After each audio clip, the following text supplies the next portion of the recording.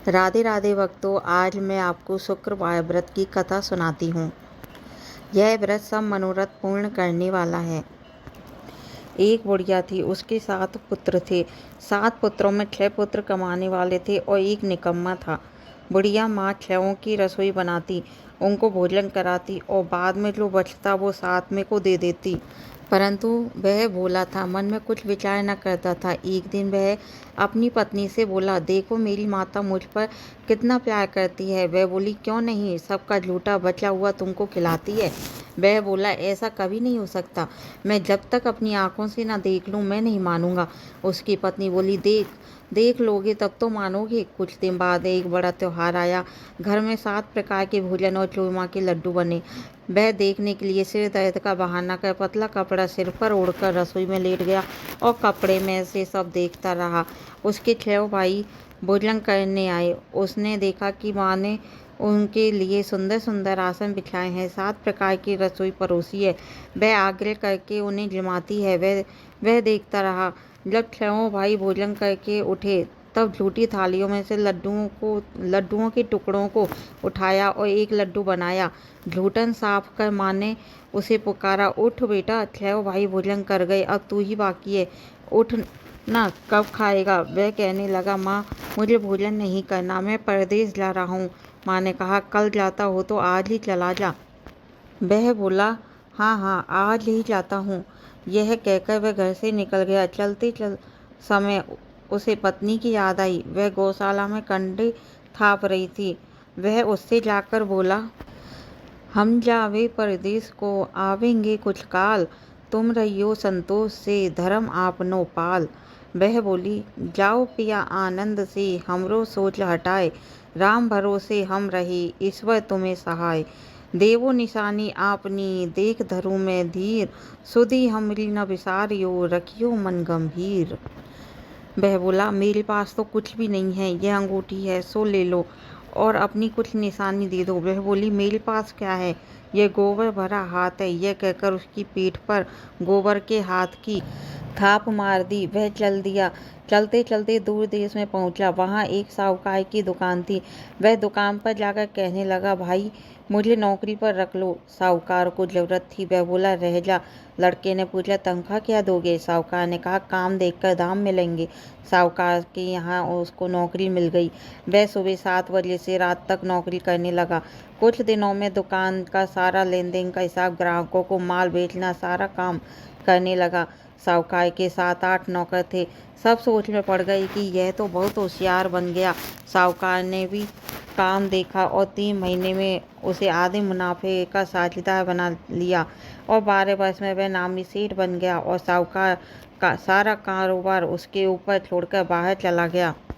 अब बहू पर क्या बीती सुनो। सास ससुर उसे दुख देने लगे। सारी गृहस्थी का काम करा के उसे लकड़ी लेने जंगल बेचते और घर की रोटियों के आटे की भूसी से जो भूसी निकलती उसकी रोटी बनाकर उसको दी जाती और फूटे नारियल की नरेली में पानी। इस तरह दिन बीतते रहे। एक दिन वह लकड़ी लेने जा रही थी। रास्ते में उसे कुछ स्त्रियां संतोषी माता का व्रत करती दिखाई दी। वह वहां खड़ी हो कथा सुनकर बोली, बहनों तुम किस देवता का व्रत करती हो और इसके करने से क्या फल मिलता है। इस व्रत के करने की क्या विधि है। यदि तुम अपने इस व्रत का विधान मुझे समझाकर कहोगी तो मैं तुम्हारा बड़ा एहसान मानूंगी। तब उनमें से एक स्त्री बोली, सुनो, यह संतोषी माता का व्रत है। इसके करने से निर्धनता दरिद्रता का नाश होता है, लक्ष्मी आती है, मन की चिंताएं दूर होती है, घर में सुख आने से मन को प्रसन्नता और शांति मिलती है। यह सुनकर बहुत जल्दी रास्ते में लकड़ी के बोझ को बेच दिया और उन पैसों के गुड़ चना ले माता के व्रत की तैयारी कर आगे चल दी। सामने मंदिर देख पूछने लगी, यह मंदिर किसका है। लोग बताया, यह संतोषी माता का मंदिर है। यह सुन माता के मंदिर में जा माता के चरणों में लौटने लगी और विनती करने लगी, माँ मैं निपट मूर्ख हूँ, व्रत के नियम नहीं जानती, मैं बहुत दुखी हूँ। हे माता जगत जननी, मेरा दुख दूर कर, मैं तेरी शरण में हूँ। माता को दया आ गई। एक शुक्रवार बीता ही था कि दूसरे शुक्रवार को उसके पति का पत्र आया और तीसरे को उसका भेजा हुआ पैसा भी पहुँचा। यह देख जेठानियाँ मुँह सिकोड़ने लगी, इतने दिनों में इतना पैसा आया है, इसमें क्या बड़ाई है। लड़के ताना देने लगे। काकी के पास अब पत्र आने लगे, रुपया आने लगा। अब तो काकी की खाते बढ़ेगी, अब तो काकी बुलाने से भी नहीं आएगी। ये बेचारी सरलता से कहती, भैया पत्र आए, रुपया आए तो हम सबके लिए अच्छा है। ऐसा कहकर आंखों में आंसू भरकर संतोषी माता के मंदिर में आ गई। मातेश्वरी के चरणों में गिरकर रोने लगी। माँ, मैंने तुमसे पैसा नहीं मांगा, मुझे पैसे से क्या काम है। मुझे तो अपने सुहाग से ही काम है। मैं तो अपने स्वामी के दर्शन और सेवा मांगती हूँ। तब माता ने प्रसन्न होकर कहा, जा बेटी, तेरा स्वामी आएगा। यह सुनकर खुशी से बावली हो घर जाकर काम करने लगी। संतोषी माता विचार करने लगी, इस भोली पुत्री से मैंने कह तो दिया तेरा पति आएगा, पर आएगा कहाँ से। वह तो इसे स्वप्न में भी याद नहीं करता। उसे याद दिलाने के लिए मुझे जाना पड़ेगा। इस तरह संतोषी माता उसके पति के स्वप्न में प्रकट हो कहने लगी, साहूकार के बेटे, सोता है या जागता है। वह बोला, माता सोता भी नहीं हूँ, जागता भी नहीं हूँ, बीच में ही हूँ। क्यों, क्या आज्ञा है। माँ कहने लगी, तेरा घर बार कुछ है या नहीं। वह बोला, मेरा सब कुछ है। माँ बाप, भाई बहन, पत्नी, क्या कमी है। माँ बोली, भोले पुत्र, तेरी पत्नी घोर कष्ट उठा रही है। तेरे माँ बाप उसे दुख दे रहे हैं। वह तेरे लिए तरस रही है, तू उसकी सुधि ले। वह बोला, माता यह तो मुझे मालूम है, परंतु जाऊँ कैसे। परदेश की बात है, लेन देन का कोई हिसाब नहीं, जाने का कोई रास्ता नजर नहीं आता, कैसे चला जाऊं। माँ कहने लगी, मेरी बात मानो, सवेरे नहा धोकर संतोषी माता का नाम लो, घी का दीपक जलाओ, दंडवत कर दुकान पर जा बैठना। तब देखते ही देखते तेरा लेन देन सब छुप जाएगा, माल बिक जाएगा, शाम होते होते धन का ढेर लग जाएगा। तब वह सवेरे बहुत जल्दी उठा, नहा धोकर संतोषी माता को दंडवत कर घी का दीपक जला दुकान पर जा बैठा। थोड़ी देर में क्या देखता है कि देने वाले रुपया लाए, लेने वाले हिसाब लेने लगे। कोठे से भरे सामानों के खरीदार नगद दाम में सौदा करने लगे। शाम तक धन का ढेर लग गया। माता का यह चमत्कार देख खुश हो गया। मन में माता का नाम ले घर ले जाने के वास्ते गहना व कपड़ा खरीदने लगा और वहाँ के काम के निपट कर तुरंत रवाना हो गया। उधर बहू बेचारी जंगल में लकड़ी लेने जाती, लौटते वक्त माता जी के मंदिर में विश्राम करती है। वह तो उसका रोज रुकने का स्थान ठहरा। दूर से धूल उड़ती देख माता से पूछती है, हे माता, ये धूल कैसी उड़ रही है। माँ कहती है, पुत्री, तेरा पति आ रहा है। अब तू ऐसा कर, लकड़ियों की 3 बोझ बना ले, एक नदी के किनारे रख, दूसरा मेरे मंदिर पर, तीसरा अपने सिर पर रख। तेरे पति को लकड़ी का गट्ठा देखकर मोह पैदा होगा। वह वहाँ रुकेगा, खाना खा पी कर माँ से मिलने जाएगा। तब तू लकड़ी का बोझ उठाकर जाना और बीच चौक में गट्ठा डालकर 3 आवाज़ें जोर से लगाना, लो सासू जी, लकड़ियों का गट्ठा लो, भूसी की रोटी दो, नारियल के कोपरे में पानी दो, आज मेहमान कौन आया है। माँ की बात सुन बहुत अच्छा माता, ये कहकर प्रसन्न हो वह लकड़ियों के 3 गट्ठे ले आई। एक नदी के तट पर, एक माता के मंदिर पर रखा। इतने में ही मुसाफिर वहाँ आ पहुँचा। सूखी लकड़ियों को देख उसकी इच्छा हुई कि यहीं निवास करे और भोजन बना खा पी कर गाँव जाए। इस प्रकार भोजन बना विश्राम ले गाँव को गया। सबसे प्रेम से मिलता है। उसी समय उसकी पत्नी सिर पर लकड़ी का गट्ठा लिए आ जाती है। लकड़ी का भारी बोझ आंगन में गिरा और जोर से 3 आवाज़ लगाई, लो सासू जी, लकड़ी का गट्ठा लो, भूसी की रोटी दो, नारियल के कोपरे में पानी दो, आज मेहमान कौन आया है। यह सुनकर उसकी सास अपने दिए हुए कष्टों को भुलाने के लिए कहती है, बहू ऐसा क्यों कहती हो, तेरा पति ही तो आया है, आ बैठ, मीठा भात खा, भोजन कर, कपड़े गहने पहन। इतने में उसकी आवाज़ सुनो उसका पति बाहर आता है और अंगूठी देख व्याकुल हो जाता। माँ से पूछता है, माँ यह कौन है। माँ कहती है, बेटा तेरी बहू है, आज 12 वर्ष हो गए तू जब से गया है, तब से सारे गांव में जानवर की तरह भटकती फिरती है, कामकाज घर का कुछ नहीं करती, 4 समय आकर खा जाती है। अब तुझे देखकर भूसी की रोटी, नारियल के कोपरे में पानी मांगती है। वह लज्जित हो गया। ठीक है माँ, मैंने इसे भी देखा है और तुम्हें भी देखा है, अब मुझे दूसरे घर की चाबी दो, मैं उसमें ही रहूं। तब माँ बोली, ठीक है बेटा, जैसी तेरी मर्जी, कहकर चाबी का गुच्छा पटक दिया। बेटे ने चाबी ले दूसरे कमरे में, जो 3री मंजिल के ऊपर था, खोलकर अपना सामान जमाया। एक दिन में ही वहाँ राजा के महल जैसा ठाठ बाट बन गया। अब क्या था, वे दोनों पति पत्नी सुखपूर्वक रहने लगे।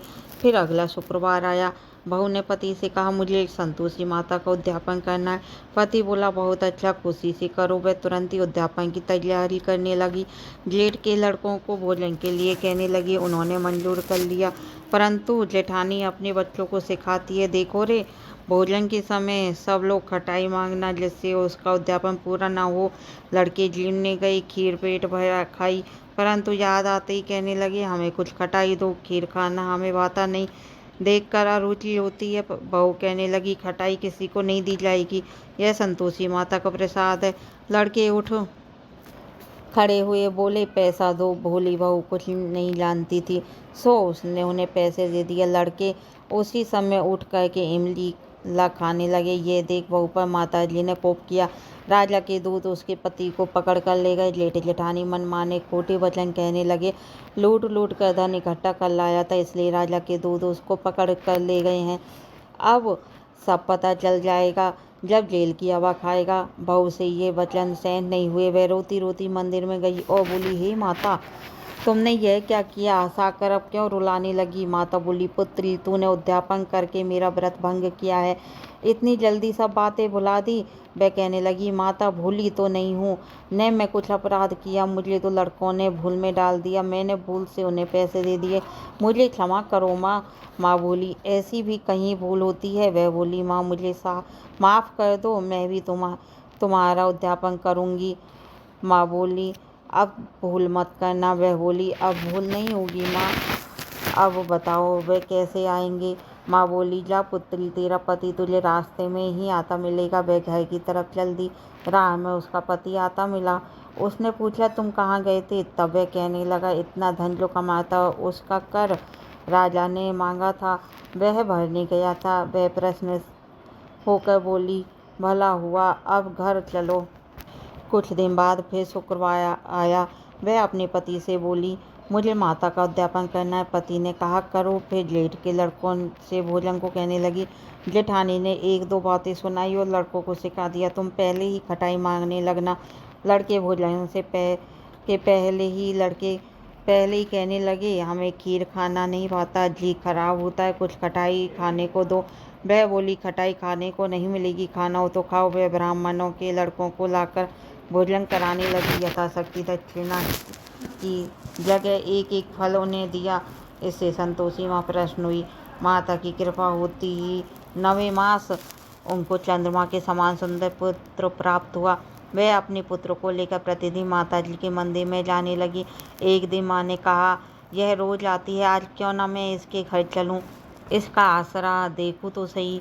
यह सोचकर माता ने भयानक रूप बनाया। गुड़ और चने से सना मुख, ऊपर सूंड के समान होठ, उस पर मक्खियाँ भिनभिनाती रही। दहलीज पर पाँव रखते ही उसकी सास चिल्लाई, देखो रे, कोई चुड़ैल चली आ रही है, लड़कों इसे भगाओ, नहीं तो किसी को खा जाएगी। लड़के डरने लगे, चिल्लाकर खिड़की दरवाजे बंद करने लगे।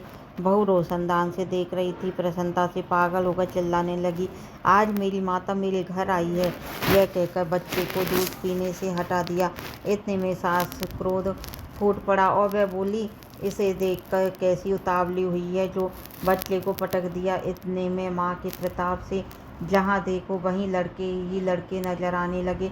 बहू बोली, माँ जी, जिनका मैं व्रत करती हूँ, यही वे संतोषी माता हैं। इतना कह झट से सारी घर की किवाड़ खोल दिए। सबने माता के चरण पकड़ लिए और विनती करने लगे, हे माता, हम मूर्ख हैं, पापी हैं, अज्ञानी हैं, तुम्हारे व्रत की विधि हम नहीं जानते, तुम्हारा व्रत भंग कर हमने बड़ा अपराध किया है। हे माता, आप हमारे अपराध को क्षमा करो। इस प्रकार माता प्रसन्न हुई। माता ने बहू को जैसा फल दिया वैसा माता सबको दे। बोलो संतोषी माता की जय।